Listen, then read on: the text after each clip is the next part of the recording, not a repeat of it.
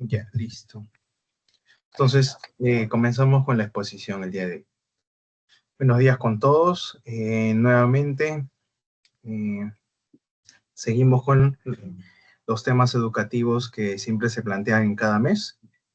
En este mes vamos a hablar de algunas enfermedades muy importantes de prevalencia, que son el dengue, la leishmania y la rabia, ¿ya? Estas enfermedades se llaman enfermedades zoonóticas. Entonces, zoonosis y metaxénicas. Metaxénicas porque están transmitidas por un mosquito en este caso, y zoonótica pues la rabia, ¿no? Que está transmitida por el perro, pero no solamente el perro, sino varios animales que lo vamos a ir viendo. Entonces comenzamos con el dengue, pero para hablar sobre el dengue tenemos que hablar de la Aedes aegypti también. Entonces, una pequeña introducción. Como digo, para hablar del dengue, primero tenemos que hablar sobre su principal vector. ¿Y cuál es su vector? El mosquito. El mosquito tiene un nombre y se llama Aedes aegypti. Este mosquito está ampliamente distribuido en todo el mundo y principalmente en las zonas tropicales, ¿no? Zonas que hacen calor.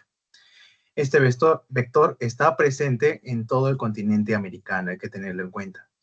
Como vemos en la imagen, ese es el mosquito, ¿ya? Es un mosquito, lo vemos en la imagen anterior un poquito mejor, con las patas largas, ¿ya? Y acebrado, se podría decir, porque es como negrito con puntitos blancos, ¿ya? Esa es la característica de este mosquito. Entonces, el mosquito Aedes es un mosquito urbano, ya se adaptó a la vida doméstica, es decir, está en nuestras casas y en nuestros alrededores de las casas. Pero siempre va a haber factores socioambientales que van a favorecer la replicación de ese mosquito, como es el crecimiento poblacional, el hacinamiento, ¿no? Muchas personas dentro de una sola habitación, de un solo cuarto, inadecuado o pobre sistema de abastecimiento de agua, ya que el agua va a ser muy importante para que se replique este mosquito, ya la incubación. Deficientes servicios de eliminación de desechos líquidos y sólidos, migraciones masivas. Al migrar también el mosquito podríamos llevarlo, pues, ¿no? Junto con nosotros. Y cambios climáticos, especialmente durante eventos como sequías intensas, periodos prolongados de lluvia o calor extremo. Entonces, ¿qué es el dengue? El dengue es un virus, ¿ya? Es un virus que está llevado dentro de la pancita de un mosquito, y el mosquito es el Aedes aegypti, ¿ya? Hay que tenerlo claro. Entonces, el dengue es un virus. Se caracteriza por una enfermedad febril aguda, es lo principal que va a dar fiebre, en la que se observan dos o más de los siguientes síntomas o manifestaciones: náuseas y vómitos, dolor de cabeza, exantema, dolor retroocular, artralgia y mialgia. El principal síntoma aquí que podríamos decir que es que hay que sospechar de dengue es el dolor retroocular. Ya varios de los pacientes que se ha visto que tienen dengue, se ha visto también que tienen este síntoma de dolor detrás de los ojos. Así te lo mencionan: doctor, tengo dolor detrás de los ojos. El 80% de los infectados son asintomáticos en realidad. Las personas asintomáticas portan el virus y aún pueden transmitir la enfermedad. Doctor, ¿y cómo se transmite entonces? Bueno, ¿cómo se produce la infección? Primero, en primer lugar, tenemos la picadura del mosquito. Ya, ese es el principal vector. O sea, una persona está infectada con dengue, quizás asintomática, no tiene ningún síntoma.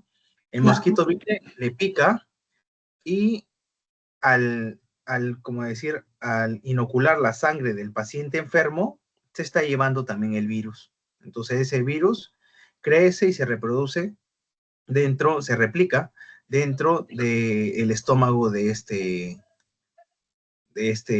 mosquito. Entonces, cuando va a otra persona y le pica, ahí es donde le inocula nuevamente el virus. Y así se transmite principalmente. También se ha visto casos de transfusión sanguínea y también se ha visto casos de ruta materno-fetal, ¿no? La mamá con dengue y le puede transmitir el dengue al hijo en el nacimiento. Ahora, tiene fases. Fase febril, la primera fase, que es el síntoma más común, como hemos mencionado, la fiebre, que dura aproximadamente del primer día al tercer día, como vemos en la imagen. Luego del tercer día, se podría decir, es una cuestión de suerte de cada paciente, cómo responde a este virus, ¿ya? Porque ahí comienza la fase crítica. En ese momento el paciente puede mejorar o puede empeorar, ¿ya? Y cuando ocurre esto último, es decir, empeorar, se caracteriza predominantemente por la extravasación plasmática, es decir, la sangre que está corriendo dentro de las arterias de nuestras venas se sale. Y entonces tiene algunos síntomas también. Pero si pasamos esa fase crítica, no llegamos a empeorar tanto, llegaremos a la fase de recuperación, ¿ya? Que es donde se va a reabsorber todos estos líquidos que se han estado extravasando y dentro de 48 a 72 horas. Entonces, ¿qué manifestaciones podemos tener de dengue grave? Porque ya hemos visto algunos síntomas de dengue en general, ¿no? Artralgia, es decir, dolor de articulaciones, dolor detrás de los ojos, fiebre, náuseas, vómitos. Pero cuando la gravedad se agrava, la enfermedad se agrava, vamos a ver síntomas ya como la taquicardia, extremidades frías. ¿Esto por qué? Por la misma extravasación, ¿no? Se está retirando el líquido de las arterias, de las venas, y esto va a disminuir la presión arterial. Entonces, al disminuir, va a haber taquicardia, el corazón va a latir más rápido, las extremidades van a estar más frías porque no le va a llegar suficiente sangre. Tiempo de llenado capilar, por lo mismo de la extravasación. Hematemesis, que es como vemos en la imagen, vomitar, pero sangre, ¿no? Y enterorragias también, es decir, hacer deposiciones con rastros de sangre. Entonces, ¿esto por qué se da? Porque el dengue eh, hace daño a los vasos sanguíneos, ya a las arterias, a las venas, también les hace daño. Por eso ocurre la extravasación. Y al hacer daño, pues, produce hemorragias, ¿no? Es más propenso a producir hemorragias en el paciente. ¿Cuál es el principal vía de control? Primero, también la vacunación, ¿no? Vacunarse. Pero lo principal también es poder disminuir el riesgo haciendo acciones que disminuyan la propagación del mismo dengue. Por ejemplo, tapar recipientes que contengan agua, líquido, ya que allí es donde va a dejar los huevos el dengue. Y si nosotros pues tenemos de repente llantas alrededor de en nuestro domicilio, donde hay lluvia, ¿no? Más que todo en la sierra que llueve bastante, entonces se acumula agua, depósitos de agua, en llantas, en recipientes, en basuras. Entonces, eso va a ser propenso a que el mosquito llegue y pueda proliferar, ¿no? Dejar sus huevos y nacer nuevos dengues, nuevos Aedes aegypti. Ahora, no todos los Aedes aegypti transmiten el dengue. O sea, hay mosquitos que no tienen el dengue, pero es el principal vector. Eso es lo que nos referimos, el principal vector. Más o menos ya hemos visto cómo se ve el mosquito. Difícil verlo quizás, sí, pero si le tomamos en cuenta, sí se pueden ver esas características que hemos visto en la imagen. El dengue el dengue, claro, que es el virus transmitido por este mosquito. Hay que tener en cuenta que el mosquito principalmente es diurno, ¿ya? Es decir, va a picarte en el transcurso de la mañana y de la tarde, ¿ya? Porque ese es su principal ciclo de vida del mosquito, ¿ya? En la mañana y en la tarde está presente, se podría decir. Y en la noche ya no tanto, ¿no? Entonces hay que tenerlo en cuenta. A veces amanecemos eh, con las piernas picadas de repente en la noche. Muy probablemente no sea el Aedes aegypti, porque más predominante es en el día y en la tarde. Entonces, a tener en cuenta eso. La siguiente enfermedad, que también es muy importante a evaluar, es la leishmaniasis, ¿ya? Leishmaniasis que también se transmite por un mosquito. En este caso, el mosquito es la Lutzomia, como vemos allí. Este mosquito es mucho más pequeño todavía que la Aedes aegypti, ¿ya? Y tiene otras características, como vemos. Entonces, este mosquito transmite unos protozoos, ya no es un virus. Entonces, la Lutzomia transmite unos protozoos. Ya la leishmaniasis ya no es un virus, sino es una enfermedad por protozoo. como decir, un parásito.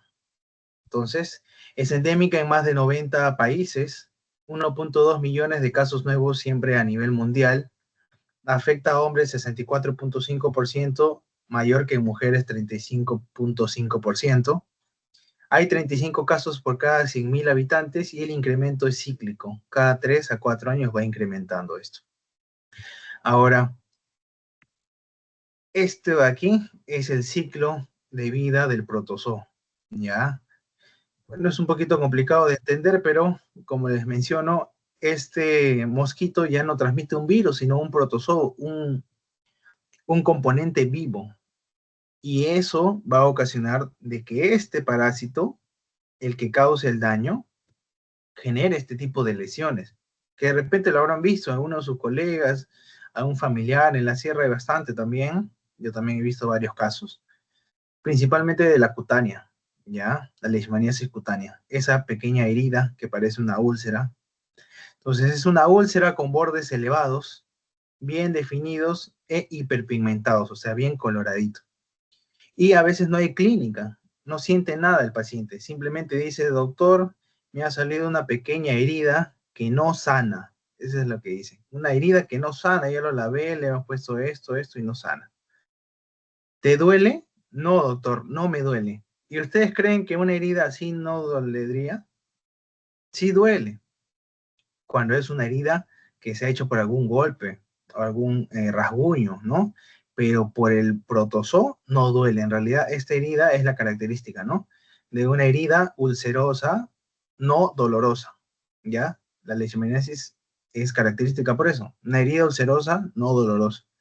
Entonces el paciente dice que no le duele, no le duele esa herida. Pero si dejamos pasar esa lesión que principalmente es cutánea, es decir, piel, va a progresar a la siguiente fase, que va a ser mucocutánea. ¿Ya? Eso va a aparecer ya con los años o los meses y principalmente afecta a mucosas como puede ser la nariz, la boca, ¿ya? Como vemos en el paciente. Como les dije, este es un ser vivo, ya es un protozoo, es un parásito. Y al ser un parásito va a ir, por así decirlo, comiendo, degenerando el tejido, ¿no? Y va a generar esas lesiones como vemos. El señor se ha quedado sin nariz. Y así es. O sea, hay pacientes que todas esas mucosas se destruyen. ¿Ya? Asimismo también en el paladar, los labios, por dentro también, la faringe, la laringe. Hay pacientes donde cambian la voz, tienen dolor por dentro de su boca, ¿no? Dicen, doctor, adentro del cuello me duele. Y muchas veces es leishmaniasis que ha estado proliferando por dentro de las mucosas, ¿no? Porque no le hemos hecho caso a la primera fase que es la cutánea. Y luego de ella, pues ya va a pasar a las vísceras, la fase visceral, y eso ya es más grave, ¿no? Muchísimo más grave. Como les digo, el componente de destrucción ya va a pasar dentro del cuerpo y va a haber fiebre, va a haber sangrado, tos, características mucho más graves. Y el tratamiento son en realidad antimonios pentavalentes, ya son ampollas, y como vemos, la leishmaniasis cutánea son 20 días de ampolla, 20 días donde te van a pinchar. Y si es leishmaniasis mucocutánea son 28 días que te van a pinchar con aguja, ¿ya? Entonces no creo que nadie quiera 20 días de inyecciones, ¿no? Seguidas encima. Y por último, una enfermedad también muy conocida que es la rabia, ¿ya? La rabia es una zoonosis viral, que también es un virus, ¿ya? Igual que el dengue. Entonces es endémica en el Perú y constituye un grave problema de salud pública. Se caracteriza por una encefalitis, una inflamación de todos los componentes dentro de la cabecita y que es progresiva, aguda y de carácter letal. ¿Cuál es la transmisión principalmente? Principalmente animales silvestres, ¿no? Ahí comienza zorro, zorrillo, mapache, coyotes, hematófagos, como son los murciélagos, ¿no? Siempre tenemos en claro que los murciélagos son los que transmiten la rabia, muchos de ellos sí. Y estos van a transmitirle pues a animales un poquito más cercanos a nosotros, ¿no? El perro, el gato, los bovinos, ovinos o caprinos. Y estos de aquí van allá a transmitirle al ser humano, al hombre, ¿no? ya sean las mascotas, o en mi caso ahí en provincias también la vaquita o el caballo también podrían tener rabia, ¿ya? ¿Y cómo se transmite? Con la saliva. Entonces, si tú tienes una pequeña lesión y la saliva de este mamífero cae en esa lesión, puede transmitirte la rabia. Entonces, aunque todas las especies de mamíferos son susceptibles a la infección del virus rábico, solamente unas pocas especies son reservorios importantes para el mantenimiento de esta enfermedad en la naturaleza. Son los animales pertenecientes principalmente, como le hemos dicho, a la serie carnívora, domésticos o silvestres, y a los quirópteros, ¿no? En este caso, los murciélagos. ¿Cuál es el mecanismo de transmisión? Penetración del virus en el contenido de la saliva de un animal infectado, ¿ya? Por eso que la mordedura es lo principal. El 97% de los casos es por la mordedura, ¿ya? Del animal. Más raramente por arañazo o lamida, e infrecuentemente pues un trasplante de órgano, ¿no? Mucho más infrecuente. Hay periodos también. El primer periodo es la incubación, ¿ya? Va a depender pues del tamaño de la lesión, el grado de inervación que hay de la zona y también la proximidad que hay a la cabeza del paciente, ¿ya? ¿Por qué? Porque esto es un virus que viaja por los nervios, ¿ya? Hay que tener en cuenta eso. Es un virus que viaja por el sistema nervioso. Entonces, mientras la lesión esté más alejada del sistema nervioso, entonces va a demorar más en llegar, porque el virus al final va a querer llegar a la cabeza, ¿ya? Al cerebro, porque ese es el principal sistema nervioso que tenemos. Entonces, mientras más alejada, se podría decir que hay mayor tiempo de actuar, ¿no? O menos peligro. Periodo del prodromo. El prodromo, cuando el virus ingresa ya al sistema nervioso central, ¿qué síntomas puede generar? Fatiga, malestar general, anorexia, dolor de cabeza, estar irritable, depresión, cambios de conductas, náuseas, vómitos, hasta dolor abdominal, ¿no? El 50% de los pacientes tiene dolor, parestesias, se podría decir parestesias como calambres, ¿no? En el lugar de la mordedura. Y al final ya llega la fase 3, la fase de excitación, donde el paciente, pues, como nosotros tenemos en mente, ¿no? Un paciente rabioso, que es un paciente alterado, ¿no? Alterado, que delira, está confundido, se torna agresivo, ¿ya? Y tiene muchos síntomas como la cialorrea, que es que la saliva se sale por la boca, ¿no? Entonces, lagrimeo, transpiración, como si fuera un perrito con rabia, ¿no? Literalmente el humano también tiene esos síntomas, pero eso es en la última fase ya. Ahora, bueno, en la atención del paciente con mordedura de perro, en este caso perro, ¿no? Porque es el principal animalito que tenemos con nosotros. Lo que hay que considerar cuando me muerde un perrito, primero es ir a reportarlo, ¿ya? Tenemos que reportarlo en la posta más cercana a nosotros. Y reportar, porque esto sí se reporta y hay una estadística anual. Entonces, reportarlo, y lo primero que te va a preguntar el médico es, ¿conoces o es conocido el dueño del perro? En este caso, si es conocido, entonces vamos a tener que evaluar al perro. Vamos a tener en vigilancia al perro por 10 días, ¿ya? Porque en 10 días, si un perrito tuviera rabia, en 10 días este animal ya debería fallecer, ¿ya? Entonces, la vigilancia es por 10 días del animal, si es que es un animal de una persona conocida, un vecino quizás, pero si en todo caso es un animal pues de la calle que no conocemos de quién será, ahí sí hay que aplicar la vacunación, ¿ya? Entonces se vacuna cuando el animal no es conocido o se ha escapado, y se hace un control por 10 días del animal si es de un conocido, ¿no? De repente un vecino, se hace el control por 10 días.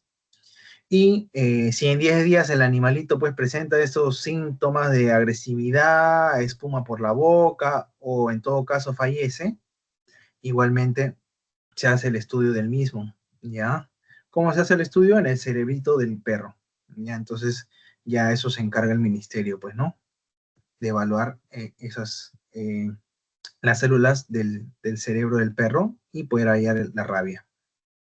Tratamiento médico en las heridas principalmente es lavar las heridas, ¿ya? Lavar con agua y con jabón, ¿ya? Aplicación abundante de agua, de jabón, enjuagar con agua hervida también podría ser, agua hervida fría, no tibia, solución salina del suero que venden en las farmacias, secado con gasas y limpieza pues del campo con solución yodopovidona. Estas cositas ya lo va a hacer el médico en la posta, ¿no? Una limpieza exhaustiva de la zona.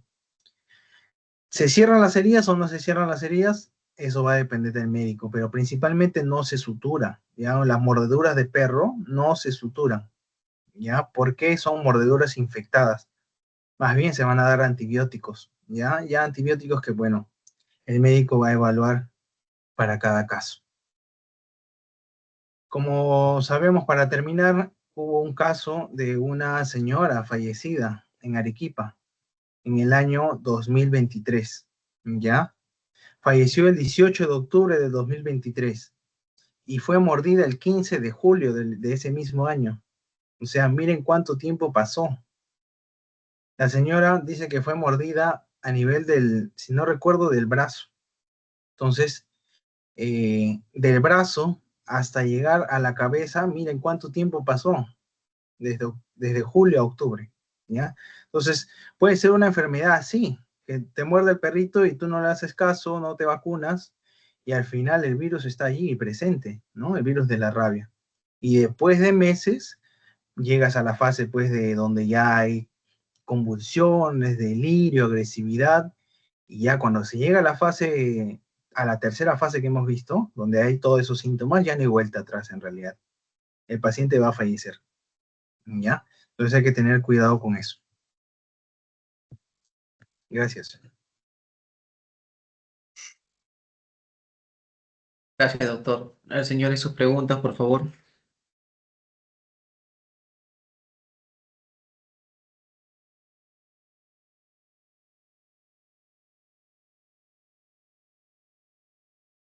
Doctor, buenos días. ¿Qué tal? Buenos días, señor Guillermo. El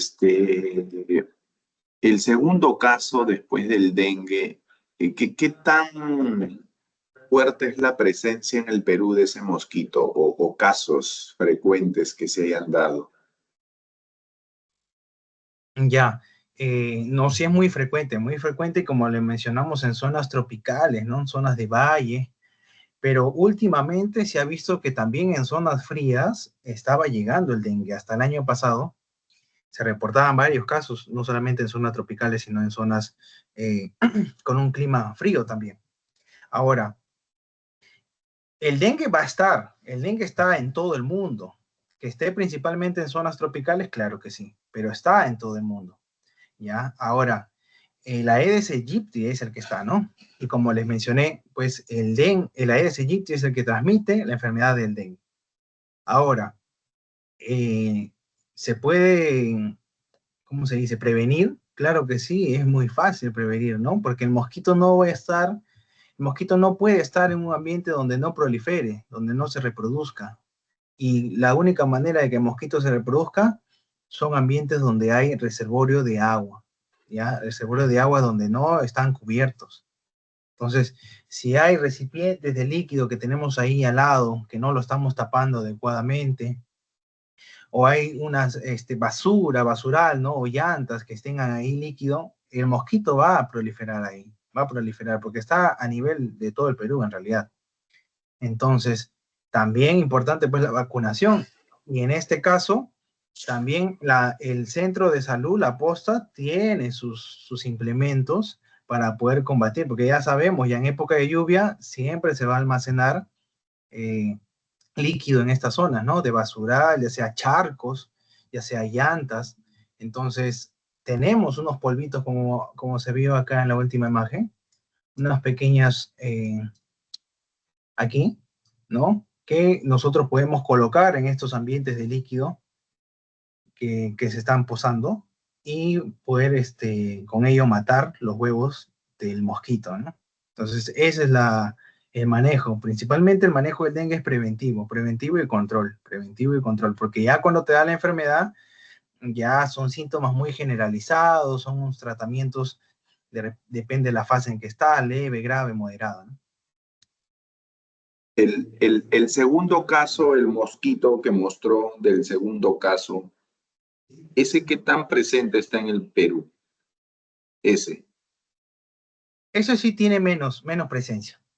Menos presencia, ¿ya? Pero sí es endémico, mire, endémico en más de 90 países. Y también es endémico aquí, ¿ya? Pero principalmente es en Brasil, ¿ya? Y de Brasil es donde viene acá a Perú, ¿ya? La presencia principalmente de este mosquito de la luxomia es en Brasil. Pero por la cercanía que tenemos, pues viaja bastante aquí. Ahora, casos de leishmaniasis son pocas son. Ya no hay tanta, no es como el dengue, ¿no? El dengue tiene mucho más prevalencia, ya más incidencia que la leucemia. La leucemia son pocas.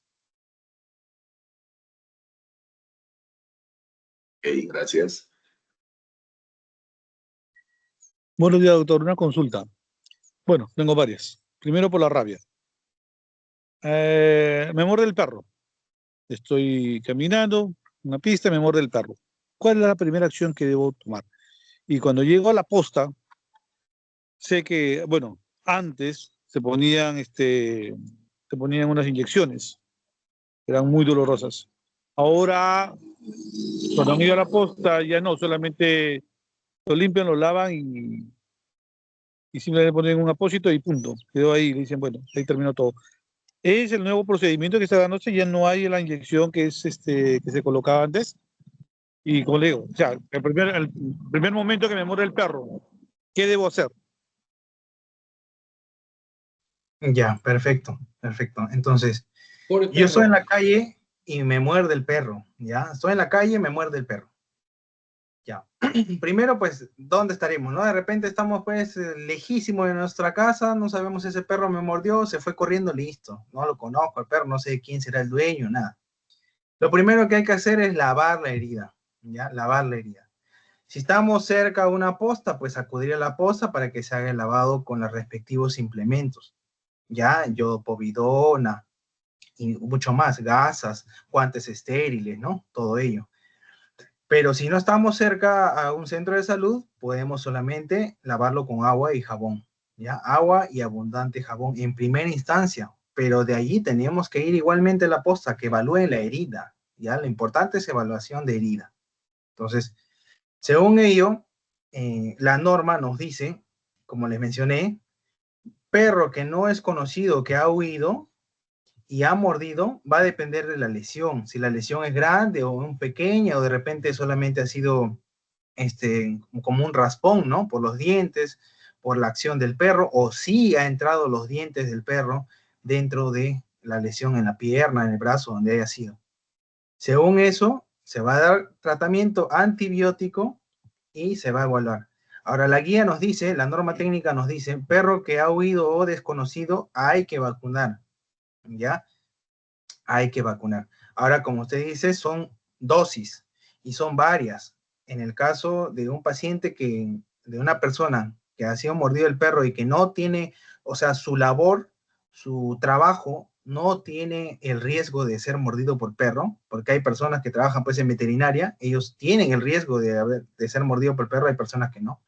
Cuando no tienes el riesgo, son 3 vacunas, ¿ya? Al día 0, es decir, el mismo día que acudiste a la posta, el día 7, o sea, a la semana, y el día 28, ¿ya? Son 3 vacunas antirrábicas que hay que colocar al paciente. Eso nos dice la norma técnica. Ahora, como les menciono, la evaluación va a depender del criterio del médico, ¿no? Cómo ve la lesión, cómo ha sido la mordedura, si necesita antibiótico o no, si es que la lesión es muy grande, muy pequeña, si es que ha sido pues en zonas alejadas de la cabeza, ¿verdad? Ese es un dato que me había olvidado decirlo. Cuando es una mordedura en la lesión en región del cuello para arriba, es vacunación inmediatamente. Eso sí, no hay duda. Pero cuando son en extremidades que son mucho más alejadas, por ejemplo, las piernas, ahí sí se puede considerar la no vacunación. ¿Ya? Pero sí, del cuello para arriba sí es vacunación asegurada. Como les digo, en las dosis, como les he mencionado, el día 0, el día 7 y el día 28.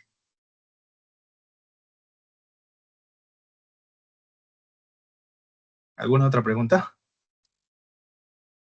Doctor, una consulta. Nosotros realizamos repartos de cervezas en las calles y si tenemos una mordedura leve, lo que debemos priorizar es de forma inmediata, luego de hacer el lavado, ¿no? Ir a un centro médico o podremos esperar de repente 2 horas, 3 horas o que termine el turno para recién acudir al centro médico. ¿Qué es lo recomendable? Ya. No, en realidad, pues en el transcurso del día podrías acudir, tampoco inmediatamente, pero va a depender mucho, como les digo, de la lesión. O sea, si solamente ha sido un pequeño rasguño, ya que ha quitado de repente un poquito de piel, podrías lavarlo en ese momento con agua con jabón, terminas tu rutina y vas al día siguiente o más tarde a la posta, ¿no? Pero si son mordeduras donde ya los colmillos del perrito han ingresado, pues eso va a sangrar, ¿no? Y ahí sí tenemos que acudir al puesto de salud, no vamos a poder continuar con eso porque va a estar sangrando, se puede sobreinfectar, muy aparte de la rabia, hay pues bacterias, ¿no? Entonces se puede sobreinfectar y eso agravar mucho más la zona de la lesión. Depende mucho de cada paciente, pues, ¿no? De cada lesión. De acuerdo, doctor. Doctor, una última consulta. Usted habló sobre una vacuna sobre el dengue. ¿Esa vacuna es preventiva o es cuando ocurre la picadura? No, la vacuna es preventiva, ¿ya? Preventiva. Cuando el paciente ya tiene el dengue, ya el manejo es diferente, ¿ya? Depende del grado, como les digo, leve, puede ser solamente en casa con algunas pastillitas, o ya moderado o grave, donde hay mucho dolor abdominal, dolor retroacular, náuseas, vómitos, o de repente ya sangrados, y ahí sí se maneja por hospital. Pero en esos casos no se pone vacuna, ¿ya? La vacuna es preventiva. ¿Y estas vacunas las encontramos en el establecimiento de forma gratuita? ¿Algo tienen un costo? Sí, pero son por campaña, así Campaña. como la influenza, igualito, que ahorita estamos en vacunación contra la influenza, ya en las postas está el programa contra la influenza, entonces eso sí hay que acudir ya estos días, cualquiera, ¿no? Que pueda ir o que consulte en su posta más cercana, hay campaña de influenza en estos momentos, ¿ya? Porque ya se acerca pues la temporada pues de frío, ¿no? Bueno, al menos acá en Lima, ¿no? Principalmente. Listo, doctor. A ver. Señores, Hola, ¿hay hola, más hola. preguntas? Hola, hola. Sí, sí, una pregunta. Buenos días. Eh, ¿Cuáles son los focos infecciosos que pueden desarrollarse en un almacén? Porque los mosquitos mayormente dicen por aguas estancadas, ¿no? Pero hay otras condiciones que podrían fomentar a que se reproduzcan estos animales. Ya, claro, principalmente la reproducción netamente es por vía agua, ¿no? Agua estancada, porque ahí es donde va a colocar los huevos, no puede colocar en otra zona. Ahora, como mencionamos aquí, algunas condiciones sí podrían ayudar a que se reproduzca, por ejemplo, el estar constantemente viajando, ¿no? El viaje va a generar de que vayamos a una zona de repente donde haya mucha más prevalencia del mosquito y traigamos en el camión, en el vehículo que estamos retornando, pues el mosquito dentro, ¿no? Entonces, eso, ¿no? El viaje, la migración. Lo segundo, el crecimiento poblacional, es decir, el hacinamiento. ¿Ya? El hacinamiento es otra cosa que hay que tener en cuenta. Si tenemos mucho personal dentro de un solo lugar, también es favorable para la replicación del mosquito. Principalmente eso. Y el clima, que es algo que no podemos, pues, no podemos controlar, ¿no? Las lluvias, el frío, calor. Entonces, esos cosas también hacen de que la replicación se favorezca. Y aparte, pues, del emposamiento de... Es lo principal, por eso que la posa principalmente es lo que vamos a poder eliminar son el agua estancada, ¿no? O más que todo, instruir a cada paciente, a cada persona que no tenga agua estancada en ninguna condición. Muchas gracias.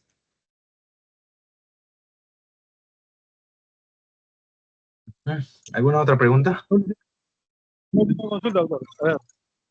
El dengue, para una persona que ha tenido COVID, ¿Ya? es más peligroso. ¿Cómo fue la pregunta? Para una persona que ha tenido COVID, ¿el dengue es riesgoso?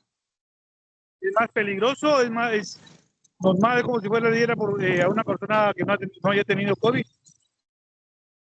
Ah, ya, interesante. Hay una cosa que se relacionan en esas dos enfermedades que me estás mencionando, y en este caso es la plaquetopenia. Doctor, ¿qué es la plaquetopenia? Las plaquetas son unas pequeñas células que ayudan cuando nosotros nos hacemos una herida a cerrar esa herida, ¿no? Las plaquetas son como si fuera un cemento, ¿no? Que se coloca allí para que la herida que se ha generado, no hablo de heridas que nosotros vemos, sino dentro del cuerpo, pequeñas lesiones en los vasos sanguíneos, hemorragias. Entonces, eso de allí, las plaquetas van a poder tapar, se podría decir, la hemorragia. Y en estas dos enfermedades se ha relacionado mucho eso. En el COVID hay plaquetopenia, por eso que había hemorragias, ¿ya? Y el dengue, en su fase de gravedad, en su fase grave, también genera plaquetopenia. Entonces, por esa parte, sí se podría decir de que un paciente que ha tenido COVID, pero COVID grave, ¿ya? Porque el grave es el que genera plaquetopenia, no el leve. Entonces, el COVID grave que ha generado plaquetopenia puede haber generado unos rezagos a nivel de esas células, de las plaquetas, que el dengue podría nuevamente incentivar o empeorar, ¿no? En esa parte sí. Pero como le digo, en las fases graves de ambas enfermedades.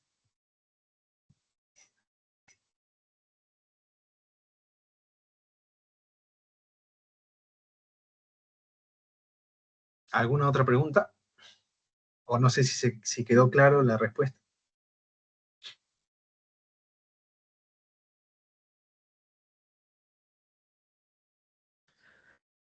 ¿Conoce usted algún, por ejemplo, yo soy de Las Lomas, Piura. El almacén está a sus costados, hay arrozales, hay periodo de mango, limón. Y los zancudos, pues, bueno, en la mañana no son mucho.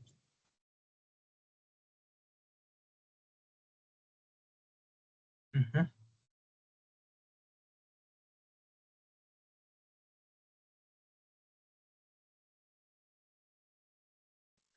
Andrés, no se te escuchó bien la pregunta.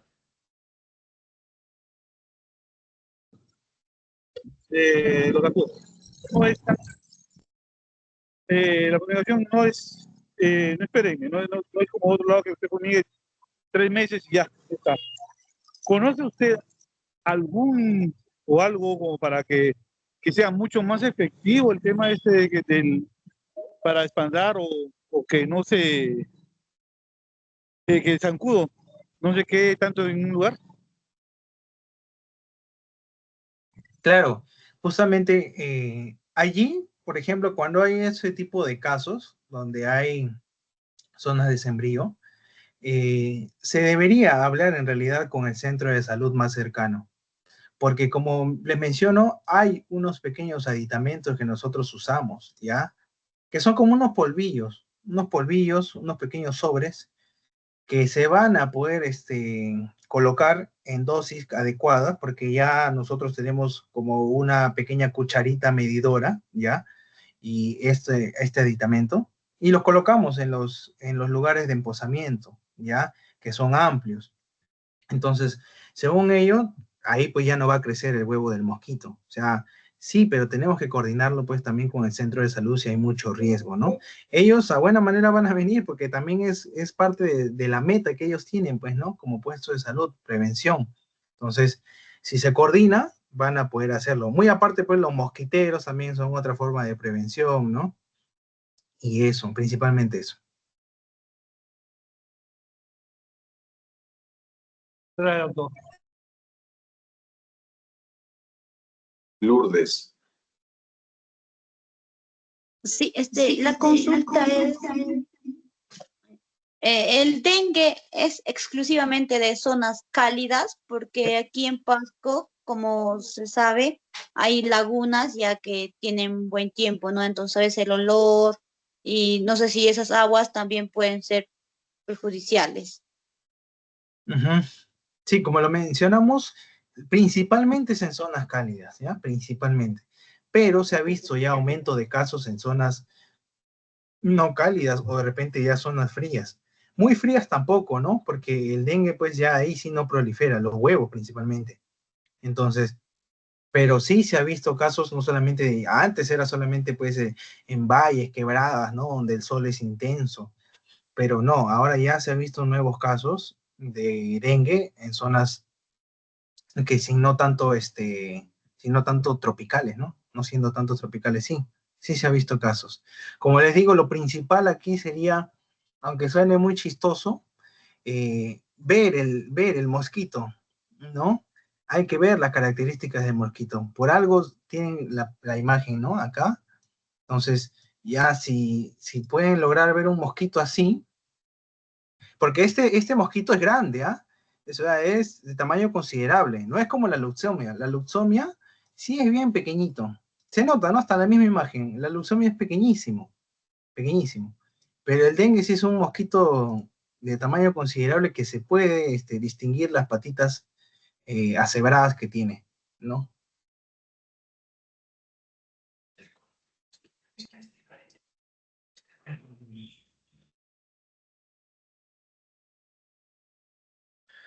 Gracias, doctor. Creo que no hay más preguntas.